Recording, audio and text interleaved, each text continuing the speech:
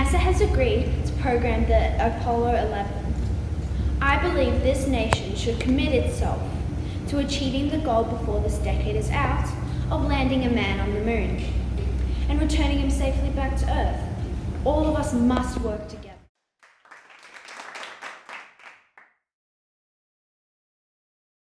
Where is NASA planning on launching the Apollo 11? Our massive Saturn V model rocket, the Apollo 11, will be launched from the NASA Kennedy Space Center in America. Is there a certain path that the rocket has to follow or be guided by? I'm glad you asked. That is called trajectory. It is a path followed by a flying object moving under the action of given forces. The average distance to the moon from the Earth is 384,400 kilometers. The moon follows an elliptical orbit around the Earth. An ellipse is a closed curve that looks like a compressed circle. The circumference of the moon is 10,921 kilometers. That's very interesting. But how long will it take to get to the Earth all the way to the moon? And how much fuel will they need? Well, it will take them roughly 4 days, 6 hours and 45 minutes to reach the moon. Maths helps us to calculate this because we need to know how long it will take for the astronauts to get to the moon and how much fuel they will need. In fact, they will need about 770,000 litres of fuel.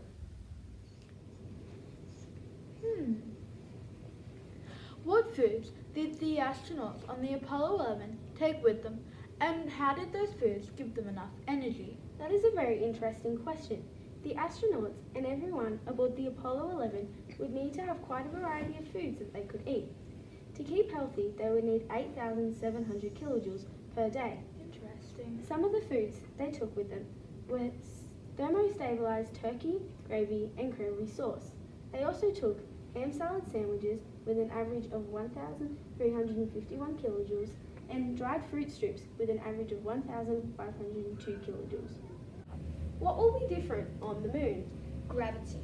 Gravity is an invisible force that pulls two objects towards each other. Gravity keeps planets in orbit around the sun. On Earth, gravity is what keeps us on the ground and what makes things fall.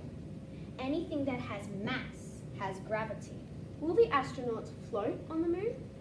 Good question. There's less gravitational force on the moon than there is on the Earth.